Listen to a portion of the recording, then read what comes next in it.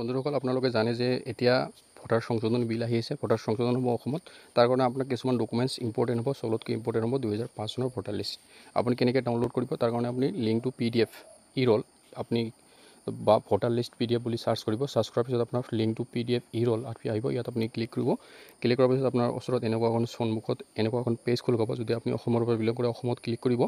Click PDF electro ৰল ইয়াত আপুনি click কৰিব। ক্লিক কৰাৰ পিছত নিশ্চয় আপুনি দেখিবলৈ পাইছে যে PDF ইলেক্ট্ৰ ৰল ফৰ 2005 আপুনি ইয়াত ক্লিক কৰিব। ক্লিক কৰাৰ পিছত ইয়াত কিছুমান ইন্ট্ৰডাকশ্যন দিয়া আছে, এইবিলাক পঢ়িলে আপুনি পঢ়িব পাৰে।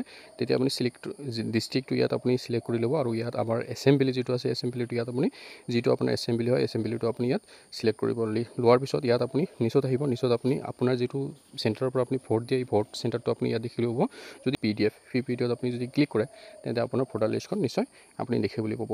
ঠিক আছে, এনেকুৱা ধৰণৰ আমাৰ ভোটাৰ লিষ্টখন ডাউনলোড হৈ যাব। তেতিয়া আমি ভোটাৰ লিষ্টখন আপুনি ৰাখিবলৈ পাব আৰু যিটোত আপোনাৰ নাম আছে এই পেজটো আপুনি নিশ্চয় ডাউনলোড কৰি ৰাখি দিব।